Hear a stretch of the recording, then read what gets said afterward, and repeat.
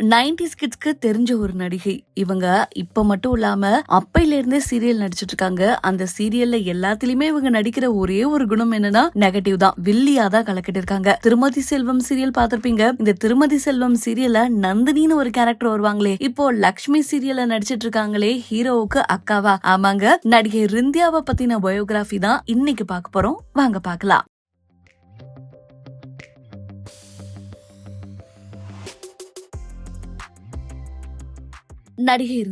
நடிகை ரிந்தியாவோட சொந்த ஊரு சென்னை அப்படின்னு தான் சொல்லப்படுது. ஆனா தன்னோட சுய விவரங்களை இவங்க எந்த ஒரு சமூக வலைத்தளங்கள்லயும் எந்த ஒரு நேர்காணல்களுமே அதிகமா பதிவிட்டது கிடையாது. ஆனா இவங்களுடைய நேர்காணல்கள்ல இவங்களுடைய கணவரை பத்தி நிறைய சொல்லியிருக்காங்க. அதுவும் கணவர் ரொம்ப பிடிக்கும் அப்படின்ற மாதிரி ரொம்பவும் பிளண்டா தான் சொல்லியிருப்பாங்க. நடிகை ரிந்தியாவோட இயற்பெயர் ரிந்தியா கிடையாதுங்க. இது நியூமராலஜி படி வச்ச பேரா. ஆக்சுவலா இவங்களோட ஒரிஜினல் பேர் தர்மா அம்பிகை அப்படின்னு சொல்லப்படுது. இந்த தர்மா அம்பிகை அப்படின்ற பெயரு ரொம்பவும் ட்ரெடிஷனலா கிளாசிக்கலா இருக்கிறதுனால சினிமால நடிக்கிறதுக்கு இதெல்லாம் செட் ஆகாது அப்படின்னு ரிந்தியா அவர்களோட அப்பா இவங்களுக்கு ரிந்தியா அப்படின்னு நியூமராலஜி படி பேர் வச்சாங்களா. இந்த பேருக்கான அர்த்தம் ஒண்ணுமே கிடையாது, ஆறுல வைக்கணும்னாங்க, அதனால வச்சாச்சு அப்படின்ற மாதிரி தான் இவங்களோட பதில் இருக்கு. இவங்களுக்கு ஒரு அழகான குடும்பங்க. அம்மா, அப்பா, அப்புறம் ஒரு பிரதர் அப்படின்னு சொல்றாங்க. இவங்களுக்கு சில வருடங்களுக்கு முன்னாடிதான் திருமணம் ஆச்சு. தன்னோட கணவரை ரொம்பவும் காதலிக்கிறதாகவும் தன்னோட கணவர் தான் உயிர் அப்படின்ற மாதிரியுமே இந்த நேர்காணல சொல்லியிருக்காங்க. அதே போல இவங்களுக்கு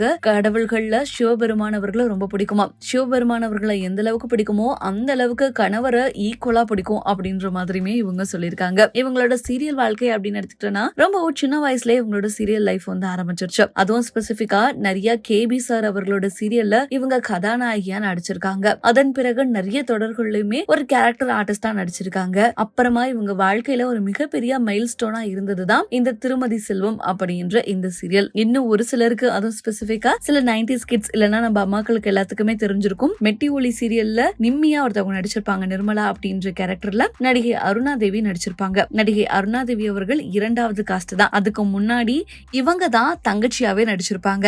அதுவும் ஸ்பெசிபிக்கா 90sல வரக்கூடிய சீரியல்கள்ல மெட்டி ஒலியில வரக்கூடிய நம்ம நிம்மிக்கு ஈக்குவலாவே இவங்களோட பெர்ஃபார்மன்ஸுமே இருக்கும். அண்ட் அந்த டைம்ல வில்லி கேரக்டர் அப்படின்னா அது இந்த நந்தினி கேரக்டர் திருமதி செல்வம்ல இருக்காங்களே அந்த நடிகை தான் நடிக்கணும் அப்படின்ற மாதிரி ரிந்தியாவுக்கு ஒரு மிகப்பெரிய பெயர் இருந்தது. அந்த பெயரை வச்சு இவங்க தொடர்ந்து நிறைய சீரியல்கள்ல நடிச்சிட்டு இருந்தாங்க. திருமதி செல்வத்துக்கு முன்னாடியுமே பல சீரியல்கள்ல இவங்க நடிச்சிருக்காங்க. திருமணத்துக்கு அப்புறமா ஒரு பிரேக் எடுத்தவங்களுக்கு ஒரு கெரியர் பிரேக்காக இருந்ததுதான் இந்த திருமதி செல்வம் சீரியல். இந்த திருமதி செல்வம் சீரியலை தொடர்ந்து இவங்க மலையாளத்திலயுமே இன்ட்ரோடியூஸ் ஆகி பல சீரியல் பண்ணிருக்காங்க. மலையாளத்துல குங்குமம் அப்படின்ற சீரியல்ல தான் இவங்க டெபியூ ஆகிருக்காங்களா. அதை தொடர்ந்து இவங்க நம்ம சன் டிவில ரொம்பவும் பிரபலமா போன தெய்வமகள் சீரியல் இருக்கு தெரியுமா, அதாங்க நம்ம வாணி போஜன் அவர்கள் நடிச்சிருப்பாங்களே. அண்ட் அந்த சீரியல்ல ரொம்பவும் ஃபேமஸான ஒரு கேரக்டரா இருக்கக்கூடியது நம்ம அந்நியார் தான். அந்த சீரியலோட ரீமேக் தான் மலையாளத்துல பாகியலட்சுமி அப்படின்ற பெயர்ல நடிச்சிட்டு இருந்திருக்காங்க. அண்ட் ஸ்பெசிபிக்கா அந்த அந்நியார கேரக்டர்ல இவங்க நடிச்சிருக்காங்க.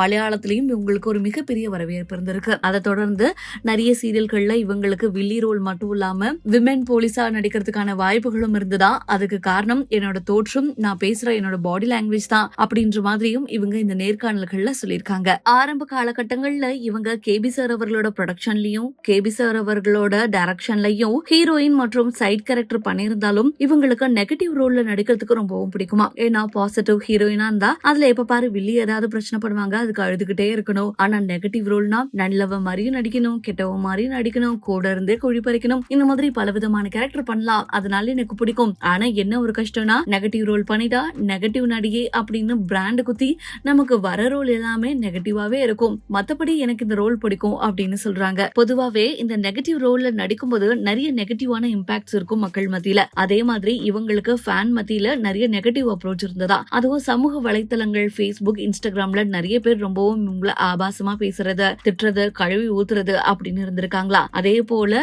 நிறைய பேர் இன்னைக்கு உங்களோட நடிப்பு பார்த்தேன், உங்களோட காஸ்டியூம் பார்த்தேன், ரொம்ப அருமையா நடிச்சீங்க அப்படின்னு பாராட்டியும் சொல்லுவாங்களா. ஒரு நாள் இவங்க பெட்ரோல் பங்க்ல இருக்கும்போது ஒரு பெண் ரசிகை தயவு செய்து திருமதி செல்வம் சீரியல்ல செல்வத்துக்கு இப்படி எல்லாம் சொல்லி கொடுக்காதீங்க, எனக்கு உங்க நிலைமையும் புரியுது, அதுக்காக அவரை இப்படி பண்ணாதீங்க அப்படிலாம் சொல்லி அழுதுட்டு போயிட்டாங்களாம். இது இவங்களுக்கு ரொம்பவும் கஷ்டமா இருந்ததா. ஆனா நான் என்னங்க பண்றது, டைரக்டர் சொல்றாரு, நான் நடிக்கிறேன் அப்படின்ற மாதிரி ரிந்தியா அவர்கள் சொல்றாங்க. சீரியல்ல இவங்க என்னதான் வில்லியா நடிச்சாலுமே நிஜ வாழ்க்கையில ரொம்பவும் கைண்ட் அண்ட் இன்னசென்டான பர்சன் அப்படின்னு சொல்றாங்க. யாராவது எது சொன்னாலும் ஓ அப்படியா, இப்படிலாம் நடந்துச்சா, இப்படிலாம் இருக்கா அப்படின்ற மாதிரி நம்பிடுவாங்களாமா. அண்ட் ரொம்பவும் கைண்டான பர்சன் அப்படின்றது இவங்களோட சமூக வலைத்தளங்கள்ல பார்த்தாலே தெரியுது. Facebookஆ இருக்கட்டும், இன்ஸ்டாகிராமா இருக்கட்டும், நிறைய தொடர்ந்து மக்களுக்கு உதவி செய்யற மாதிரியான வீடியோக்கள், போட்டோக்கள் எல்லாமே இவங்க பதிவிட்டு இருக்காங்க. அது மட்டும் இல்லாம 2021 சென்னையில பிளட் வந்தபோதும் இவங்க படகுலே போய் நிறைய மக்களுக்கு உதவி செஞ்சிருக்காங்க. அதோட போட்டோஸ், வீடியோஸுமே இவங்க அட்டாச் பண்ணிருக்காங்க. அதை தொடர்ந்து சமீபத்துல இவங்களோட வீடியோ ஒன்னு ரொம்பவும் வைரல் ஆச்சு. அதாவது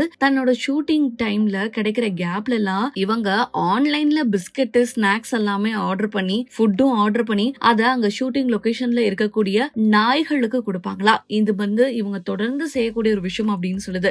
இப்ப மட்டும் இல்ல, இவங்க எப்பொழுதுமே நடிக்க போனாலும் ஷூட்டிங் லொகேஷன்ல இருக்கக்கூடிய நாய்களுக்கு சாப்பாடு வழங்குறது ஒரு வழக்கமாவே வச்சிருக்காங்க அப்படின்னு சொல்றாங்க. தொடர்ந்து இப்ப லக்ஷ்மி சீரியல்லையுமே நெகட்டிவ் கேரக்டர் பண்ணிட்டு இருக்காங்க. இது மக்களுக்கு மத்தியில ஒரு மிகப்பெரிய வரவேற்பு இருக்கு அப்படின்னே சொல்லலாம். அந்த வரவேற்புக்கு எல்லாமே கிடைச்ச ஒரு அங்கீகாரமா இந்த வருடம் நடந்த சன் விருதுகள்ல இவங்களுக்கு சிறந்த வில்லி அப்படின்ற அவார்டுமே கொடுத்திருக்காங்க. இந்த அவார்டு வாங்கினது இவங்களுக்கு ரொம்ப பெரிய சந்தோஷம் அப்படின்னு சொல்றாங்க. திருமதி செல்வம்ல தொடர்ந்து இப்போ வரைக்குமே நான் வில்லியா தான் நடிச்சிட்டு இருக்கேன். இந்த மாதிரி அவார்ட்ஸ் எல்லாம் தான் என்ன மேலும் மேலும் நடிக்கிறதுக்கு ரொம்பவும் ஒரு என்கரேஜிங்கா இருக்குன்னு சொல்றாங்க. ஏன்னா இவங்களுக்கு நடிப்புனா ரொம்ப பிடிக்குமா.